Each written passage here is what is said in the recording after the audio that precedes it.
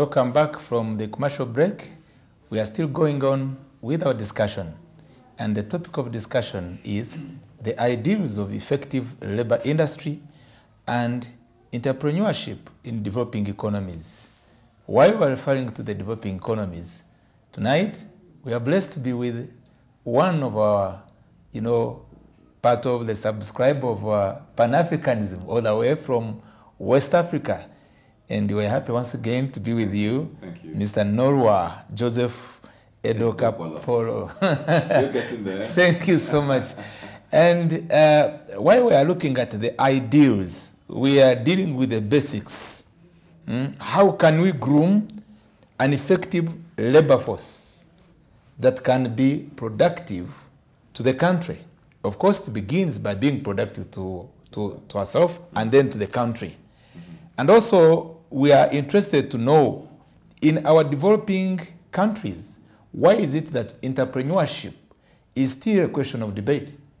We rely on, when you talk about strong businessmen here, the level of importation of goods. We are only dealing with import garments from Taiwan. For you, you have taken a certain step. We are looking at you these days, by the way. If you make a market here for this good African attire, you will get market. And we are looking at a time where we are no longer exchanging our weak shilling to go to buy clothes from Taiwan, from China, from Germany. And that could be referred as entrepreneurship. The challenge of entrepreneurship in our developing economies.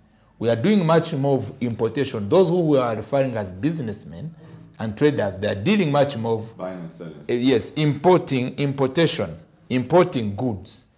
But to have those who are dealing with to export, to help in this country, to say they are exporting in this capacity, it's slow. The question before us as we go forward is to know maybe the legal framework of our countries, in developing countries, referring to Uganda and Nigeria. Maybe we need to learn from one another. Please, Mr. Paul, you were still concluding on something, and you will take us from there in the same direction. Okay. You have 5 minutes. I'll be coming back to you then to him. Yeah, so I was, in terms of entrepreneurship, I was looking at the other aspect that actually complements labor, that is capital. I was looking at capital in terms of how individually you can raise capital. Of course, you can raise capital through savings in case maybe you're working somewhere, but also capital for serious business, you can always get it from a bank.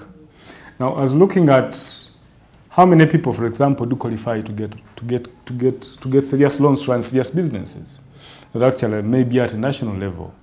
Very few. You'll go back to your village, Joseph. I always want to give examples of your village. You need to find out how many people are having their land registered.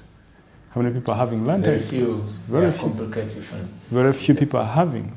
So I don't know, but the process of registering land in Uganda, for example, there is, I don't know, there's some darkness in that industry. There's a fear that one is tedious. I don't know why they've made it quite complicated, to the extent that now it is very hard for somebody. It looks kind of hard. Even you now, you may even be there. I mean, Joseph, at your level as a doctor, it might be you might be looking at it as a very complicated process. For example, all my land is registered, and that's the point. But I mean, you could have just gotten money to give someone, but you yourself doing it, it might be something that is hard. For one, it is embroidered with a lot of corruption. The unclear, unnecessary bureaucracy is there. You don't know who needs money for a minute, so and so needs money for that, so and so needs money for that. Things are not very clear there. And once you try to investigate, you cannot get, you can't get there. And there's a general perception that it's too expensive to process a land title. In our village, there was a rich family that was actually attending schools in one of the expensive schools by then. Now, it was actually a prominent school, not expensive. But the impression was that the school was very expensive and nobody else could manage it. Now, there is an impression that processing the land title is one of the hardest things. I think government needs to get into action. and see a way of how it can actually enable its citizens get land titles. Because it is one of the most effective ways of how a person can easily get what? Can easily get capital. You know, in entrepreneurship, there is having the idea. Let me open up this, let me do this. But, I mean, the enablers. The capital, you're there, you have the brains. You want to do business, you can do it. You can open up a business. But, I mean, what are you going to use to open it up? A question for you. You have the land. I have a question for you. We are moving systematically, yes, on how best indeed we can alleviate and steer up an entrepreneurship populacy that is prosperous.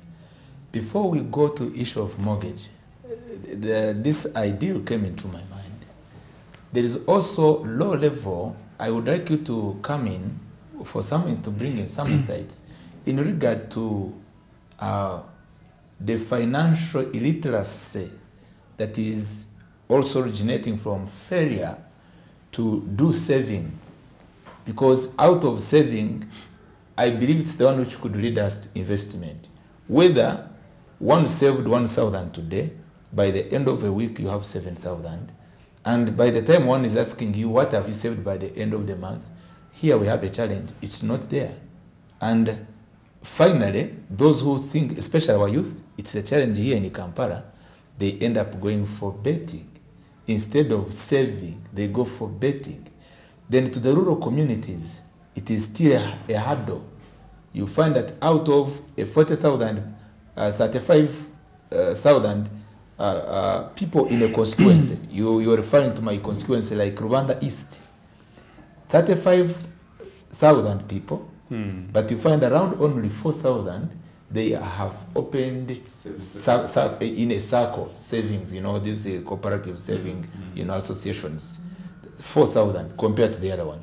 So that's why I felt that you need to bring in that connectivity of also an existing challenge, and which I believe needs redress. Yeah, Joseph, like I told you, that one of the ways you can get capital is one, through savings. This is the first thing I emphasized. But also, we are asking ourselves, savings from where? Because we are having an unemployed youth. Because now, you tell a youth who is from university to Uganda, I mean to go to save money, from where? From where? So these are the issues we are talking about. You can save, it is good. But from where? From what? Because somebody is getting 3,000. I know of companies here in Uganda that are paying people 2,000 a day. 3,000. A full day, full night. But I can give you my first experience. When I just left university, I went to some company in Jinja for an employee. He said, no, we can employ you as a supervisor. I said, it's fine. How much a day? Every night was 3,000. I said, 3,000? Which year was that? 3,000? I said, this is a joke. 3,000. I think you're getting it is lower than $1. You know, when you hear 3,000, for you are thinking of naira. I think you're getting those. It is below $1. Wow. You know, tell people to save. Saving is a good thing, but the first thing is, can we engage people into productive activities? Because once they have the money, they can do what? They can save. Yeah. It is okay. So you can't preach saving. You can't preach, for example, it's like telling a hungry person that please save some food. I mean, saving what? Somebody is almost dying of hunger. Eating even below what that person is actually supposed to eat. So our first emphasis would put there an enabling environment. That's why I told you, at a personal level, how you can get money is through a loan from the bank. But now we are asking ourselves, how do you get this loan from the bank? I can tell you just a few people qualify to get loans from the bank, basing on the qualifications, the qualifications that the bank wants. First of all, they would wish to have a running business. They wish you to have either a salary. I think you're getting the whole thing. How do you get this money, for example, to get this capital? Because it is important.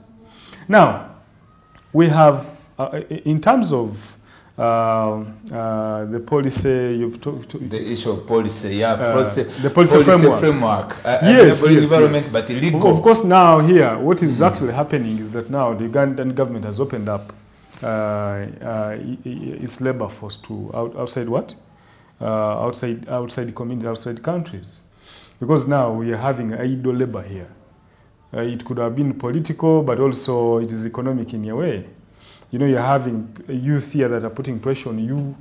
You know, I look at youth there in Abu Dhabi making a lot of noise, talking, abusing. I think you're getting the whole thing. Well, for them, they are there. They are getting their money. No, they are there. They don't even intend to come back. Bloggers, eh?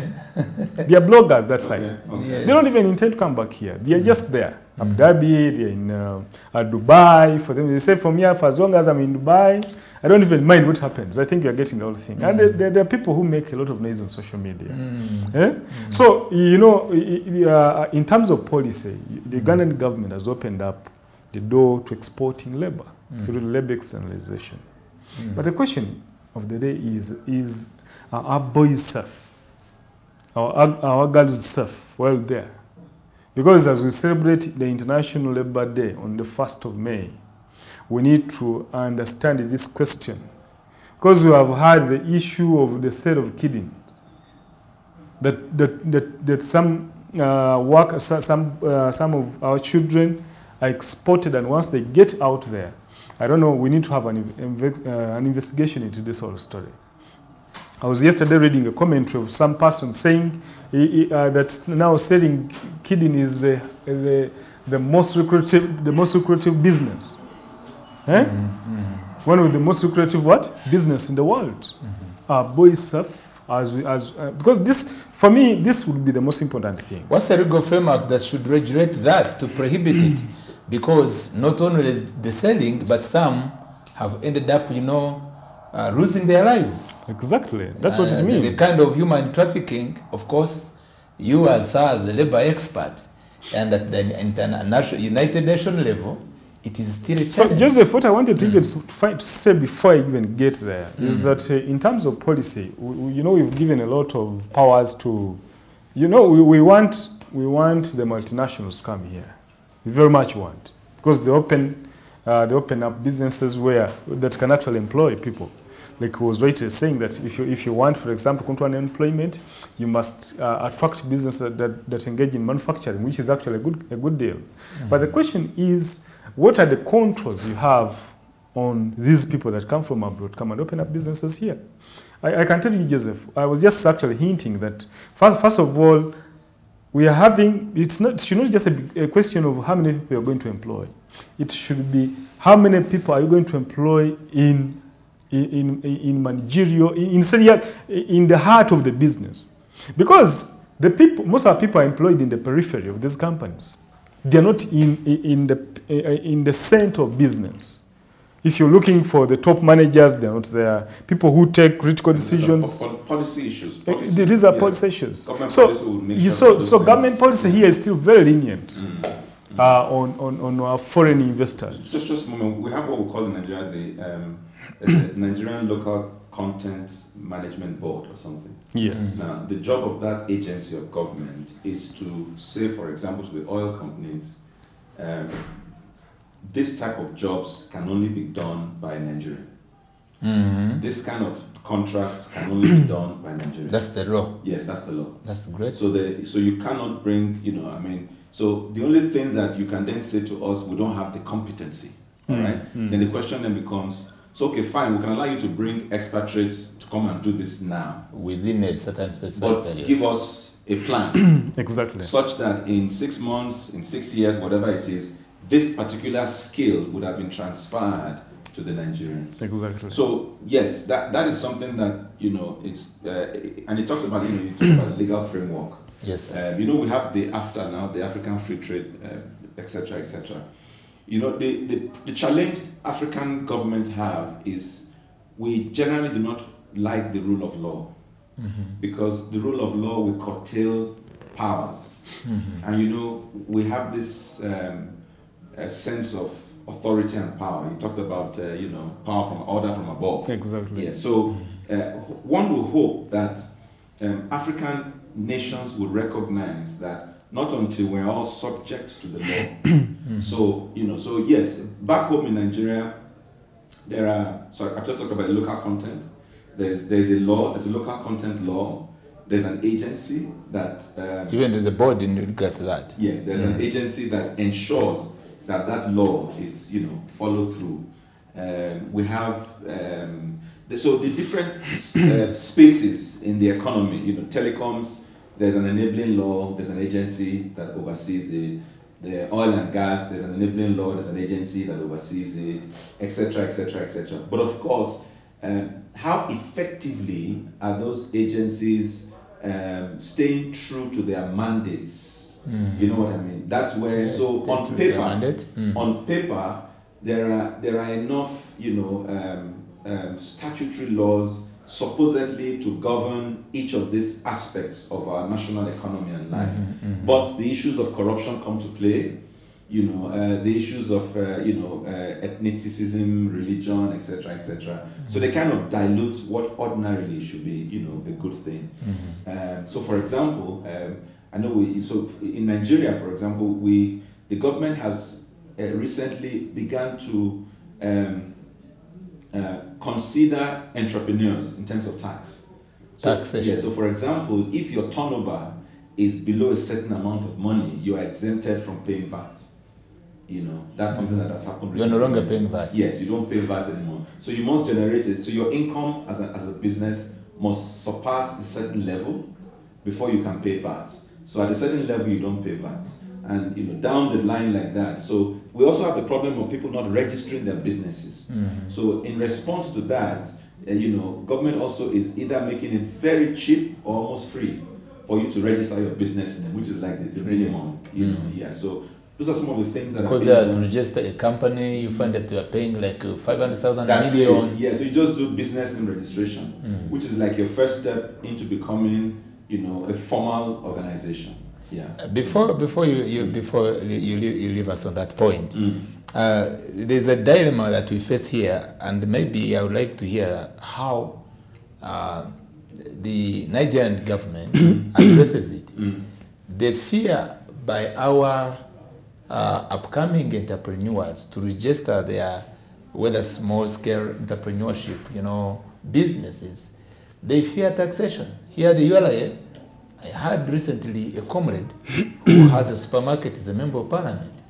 And those in URA, because he has it's a registered company, they go over there at the, in their calculations, and they come, they smash a paper before your face or in your email that we demand you around 500 million or 1 billion. And someone asks within a short period of time, where does this come from? How is that being mitigated? And maybe they addressing it such a threat, because that's one of the threats. And I heard you saying that there are those who reach a certain level and even they are not asked to pay VAT. Yes, please. Yes, we have the same problem in Nigeria. It is very interesting how our problems are similar. We have the same problem. We have the same problem of multiple taxation. We have the same problem of, over-taxation, etc., etc. But in fairness to the government and to the system, they are at least making effort to address these problems. What I said to you about is our new finance bill that was signed into law, I think, last year, that now says that there is a graduation. If your business does this from this level to this level, you are exempted from paying VAT. You only begin to pay VAT when you cross a certain level. Another certain level. So also, I think also that ignorance is also a major drawback. All right. So if the people are educated, business owners are educated on their rights. So you can actually challenge. You know what I mean? And I think that there are efforts being made now by the different levels of government to synchronize taxation. So for example, if I pay tax for this bottle of water in Kampala, I shouldn't pay anymore when I move to a new district. You know what I mean? But today what happens is that the tax collector in Kampala will collect his tax, the one in Entebbe will collect his tax, the one in the other district will collect. So by the time the bottle of water gets from the manufacturer to the end user, maybe in the north or in the east, the price has more than doubled what it was supposed to be because of the issues of multiple taxation. But that is being addressed because the tax body is because it is clear that multiple taxation kills businesses. And when businesses die, what you are doing is you are reducing the size of the cake that we're all sharing from. Because this is what happens. You find someone is paying a license, business trading license, or the business license, is paying the tax, and so forth. So it keeps it here as a challenge. Yes. So therefore, they don't want to register. They're afraid. So, and if you check the developing countries, you will discover that the bulk of the revenue of the government comes from the taxes of the citizens and the businesses. Now, so African governments must recognize that when you create an enabling environment for businesses, it's a win-win. Because now, instead of people to willingly come forward and pay their tax, they do everything possible to hide. So at the end of the day, the revenue to the government is dwindling. Okay. Yeah. So it's in the interest of government, therefore, to make it easy for people to be taxed and let the taxing process be simple to understand. So everybody knows that if you want to run this business, this and this is what you need to do. Thank you so much. Mr. Paul, come on again. You're still handling the legal framework, and I was following keenly. So, these are very important things when you're doing business. In business, there are a few basics that you have to put into perspective. How do I get capital? How do I manage capital? We are asking how about what government stimulus has government put forward. Uganda Development Bank, for example, was put in place to facilitate local businesses. But you can ask yourself how many local people have benefited from it. I attended one of the workshops at Serena there, and the question was the hurdles that the local businessmen have to go through to get what? To get funding. It's not easy to access money from Uganda Development Bank. Actually, most people even don't know that there's some money in Uganda Development Bank. There should be information that can easily be available, accessible to the local people, so that a local person knows that there is some money there if I want to do business, if I do A, B, C, D. Yeah. But if you look at the requirements, UDB is run almost like any other private bank. Yeah. Secondly, we are having a government that is over borrowing domestic borrowing. I told you the impact of domestic borrowing is the effect that now the local people end up competing with government in terms of financing. Yeah. And now the banks are they are better for them. It is easier for them to deal with the government because they know they'll be paid easily than the local business people. Yeah. So that means that little money will be left for people to go and borrow. Yeah. That's why you see even in COVID, banks were making huge profits because for them they were sure government would pay. Because these governments are actually going for these loans and they're always getting this money. Every budget that is made, the first thing is paying loans. Yeah. How are you paying the what? A huge amount of our own budget is dedicated to servicing loans. Yes, servicing the loans. So the policy implications to that. So government should actually reduce domestic borrowing. Because when you borrow domestically, you compete with the local people and for the banks, they'll make a decision easily. If I have government and Paul, who do I give the money? Government. Because for them, they are sure in the coming budget they'll receive the what? They'll get the money. But also, I was trying to go deeper into understanding why actually government is slow on actually, for example, regulating these investors.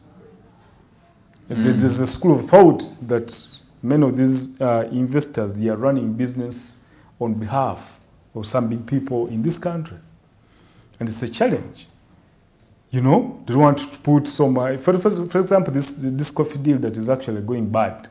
You can imagine somebody comes here as an investor, he wants to do furniture, he's from Italy, the only known business he does is furniture, he's given money, he's given land here, 25 acres, here in Namamve, 25 acres, and he comes here, then he changes the mind. He says, now, the land you've given me, even without developing it, I'm going to mortgage it, get a loan, and now invest. And he was given the land. He was given the land by Uganda Investment Authority. Then now when he reaches here, he camouflages, he registers another company. Now he says, he goes to the president. I don't know how the president was actually convinced. He's given sole rights to buy all the coffee in Uganda. Wow. I think you're getting the whole thing. The same person is given money to build Rubawa. 300 billion shillings, nothing on ground. You can imagine what is actually happening. For you, Ugandan, you cannot even access 10 million shillings to run a business. So government must be deliberate in enabling, in ensuring that its local people get rich through the rightful means, because it is possible. Give them the necessary facilitation. Make the roads, because I told you what this government has actually done best is security. I've always emphasized. And I've already said on this show that if government can actually handle other issues, including poverty and other issues, the way to handle security would be very far in this country. Okay. I think you're getting the whole thing. So for me, I don't know whether it is lack of government will, because I see people getting poor every other day. People are crying. The purchase power is low. You open up a business today, few people will buy. You know, in terms of entrepreneurship, even, people have tried to make sure that they survive the hard way. But if purchasing power is very low, the things are very high. Today, as we speak now, you can imagine the prices, the cost of cement now. 1 month ago, it was 27,000. Today, it's 40,000.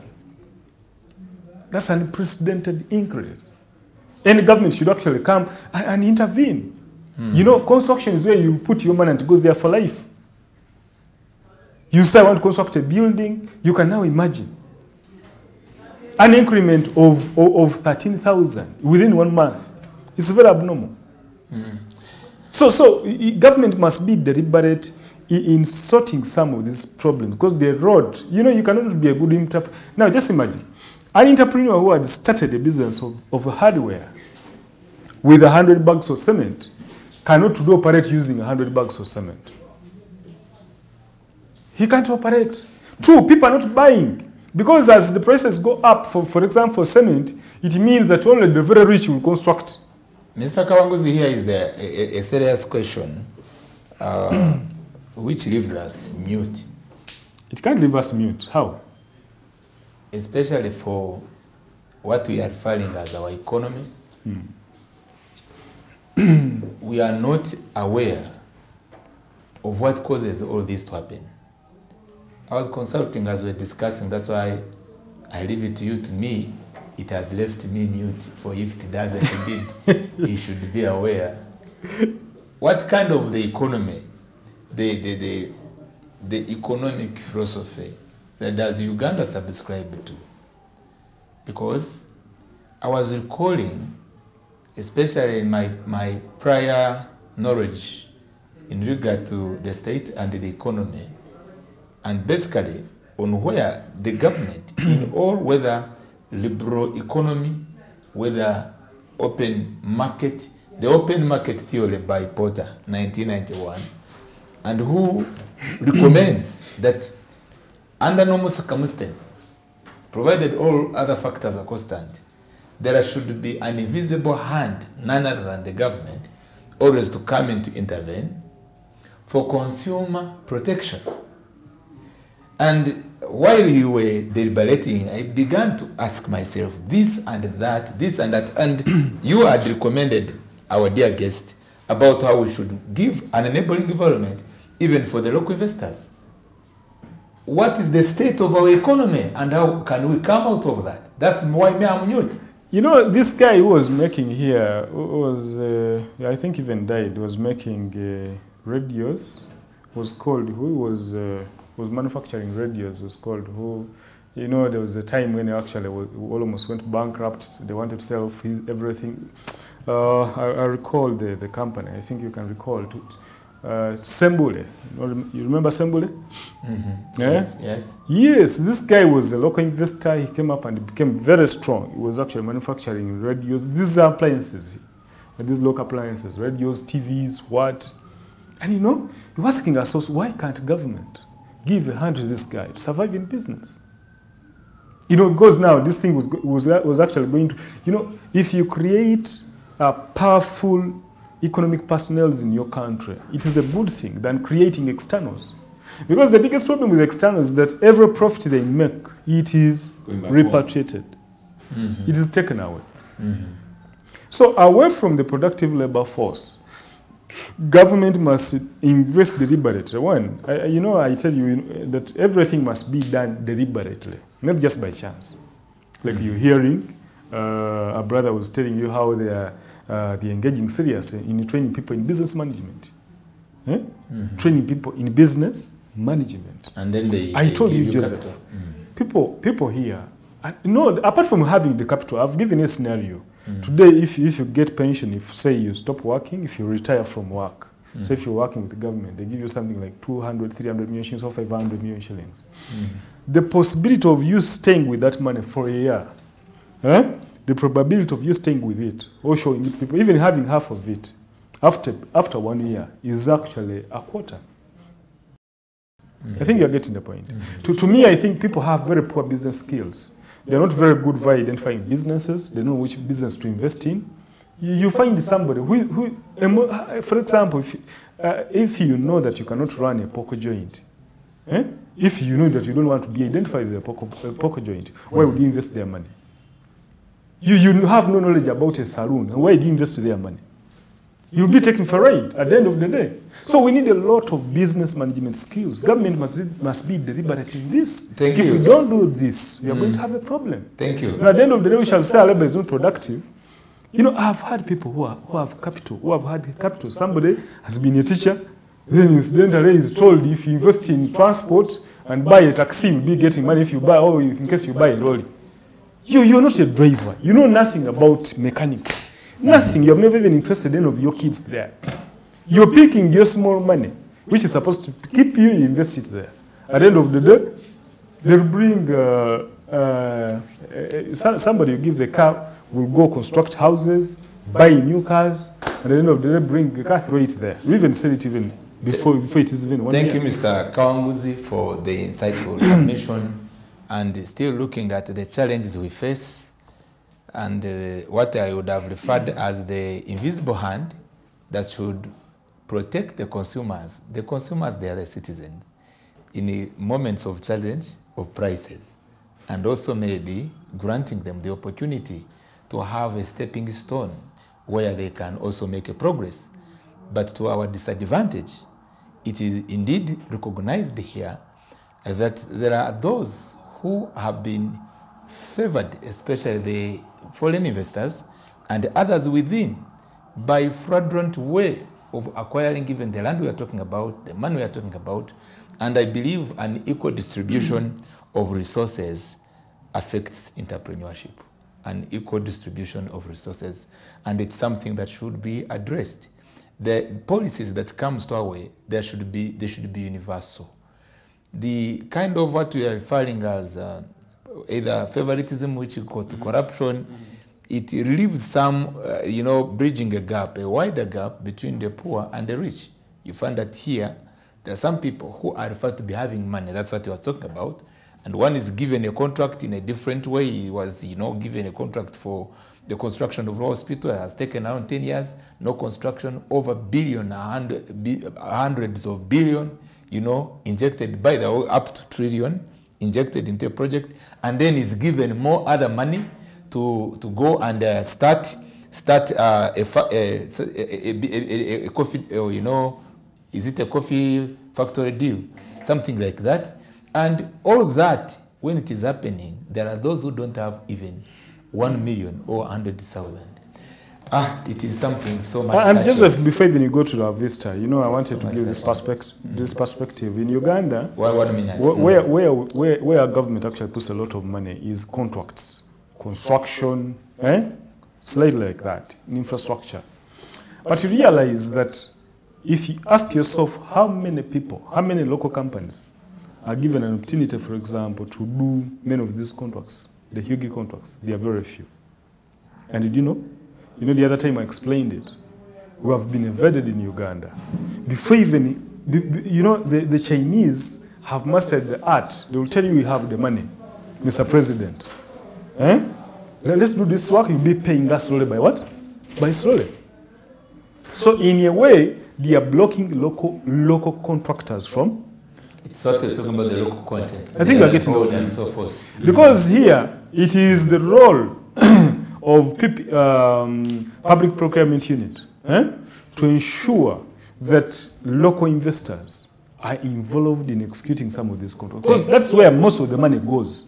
If we don't do this now, it means that money will not come back to. Thank you. I think you're getting all this. Thank you. So for me, we need to put pressure on government so that our people locally. And you know, I've recently also had another contradicting policy where government was saying most of the contracts for schools, for health centers, they should be done by the UPDF. By the UPDF. You know, you're impoverishing people naturally. You know, people had gone ahead to say, okay, let's open companies. Let's buy machines. Let's do this. Now you're telling them most of the contracts, because people who were starting up could easily go and say, I'll construct a toilet there. Give me a contract for a toilet. Give me a contract for a classroom. Now you come up and say, this is going to be done by the army. So this is not good to me because it kills the entrepreneurial spirit. Yes, that's true. Thank you, Mr. Kawangzi. We come to you, Mr. Narua, Joseph, my name. And in this matter, you are giving in your recommendation on where you are gifted most, both to the labor industry and also entrepreneurship skills, what the state and the citizenry should do so that we can have a productive labor, workforce and also a developing entrepreneurship. Okay. So we'll be looking at those recommendations and you'll also give us your last words. Thank you very much. Regarding labor, I think the key there is, an empowered labor force, number one. Number two, regarding labor, I don't know what the labor laws are like, but I want to assume that the labor laws are pro-labor, all right? In other words, they are pro-human dignity. Mm-hmm. They are pro, they are laws that respect the sanctity of human life, decent work. There's what you call decent work. There's unemployment, there's underemployment, whereby, a doctor is now doing gardening. That's underemployment. You're not utilizing his skills properly. So, so that's something to look at. In terms of entrepreneurship, I think that government should, or the citizenry, or should have the three critical areas for entrepreneurs. Number one is the skill, the vocational, whatever it is you want to do, the technical skills regarding your area of interest, number one. Number two, the business management skills. He spoke about, give me the money there, give me the money there, you're not registered, etc., etc. Then number two is access to funding. Yes. So there's human capital development, training and equipping, then there's access to funding. I mean, again, like my brother has said here, in a situation where, a business owner cannot walk into whether it's the development bank or whatever, and get money. I mean, I was in the conference a couple of weeks ago and I was speaking with on the panel, I had on the panel the CEO of what we call the Bank of Industry. That's the bank that, gives money through the commercial banks to entrepreneurs. And the man was sharing testimonies, literally, of businesses that he didn't know. You go online, fill the form, go through the process, you get the money. All right? So that's the kind of thing you want. If I'm a business person in Uganda, I want to know that if I go to this particular agency and I meet the criteria, without knowing anybody, I can get money. Exactly. All right? That's and then, of course, there's the issue of access to markets. In a situation where we have become a dumping ground, and the danger of after is, for those African countries that don't put their house in order, what's going to happen is that the developed countries will partner with other, so for example, let's say the US partners with Kenya to say, you know what, Kenya, let's repackage this water in Kenya and call it made in Kenya. And then it now ships to Uganda for free. You get it, because of after low tariffs. So any African country that doesn't put its house in order becomes a dumping ground. Exactly. So those are the kind of things that government wants to So finally, I want to say that there is hope for us in Africa, and I think that our people must recognize that their destinies are in their hands, and just go out there and determine to succeed. Nothing is going to hold me back. Not the government, not the infrastructure, nothing. Those who come from, their level of education, they should go out and be determined to succeed. Yes. I will just leave this to you. You made a statement as I conclude together that you met someone and said there's an opportunity in Uganda of security. And I want to tell you, there is an opportunity indeed. We invite you to come and also indeed open up more other, explore into the existing opportunity. For instance, it is still a challenge, and I think which you've solved in Nigeria. You are no longer encouraging your people to buy second-hand clothes. No. And I appreciate that. Yeah. And we need, if we have a serious Nigerian investor who is serious in industrial cottages, come and train our people and to like it. How I should be much more happy. The suit is good, but to enjoy our African attire, our textile industry to go to another level. I believe we have what we learned from you, and also you said you appreciate something from us. You appreciated security. Yes. You, before you go, you talk to the big man. For him, he can help you, and you go to finish the Boko Haram. Okay, close, kindly. Yeah, yes, please. You know, I was listening to Parliament. We were discussing the issue of, they were discussing the budget of trade. And you know, one of the subsector of trade is the Export Promotion Board. I have told you often here on this podium, on this POLICON, that you know the Uganda Export Promotion Board is one of the institutions, one of the agencies that is not actually funded. You know, it's funded, but the allocations there. If you look at the allocations, it can actually tell how it's actually going to perform. You know, once you neglect funding a serious institution, that's why I told you, everything we do must be deliberate. If you want to find markets, you know how to find it. It should be through Uganda Export Promotion. What? Thank you so much. Put money there. Thank you so much. Thank you. Because we cannot deal without markets. So I want to call upon this government to review some of these things. You should not just be going into a budget where we just put small money for salaries, for a few staff in the Uganda Export Promotions Board. Is there money for operations? You know, we are running a budget where we're only giving these agencies money for salaries only, but not money for operations. Mr. Kanguzo, that is noted, and we appreciate for your appeal. The government should do your part, and the citizens are also ready to do their part. Smart 24 TV is also doing her part to make sure that you can get this information that can revitalize the economic well-being of our people.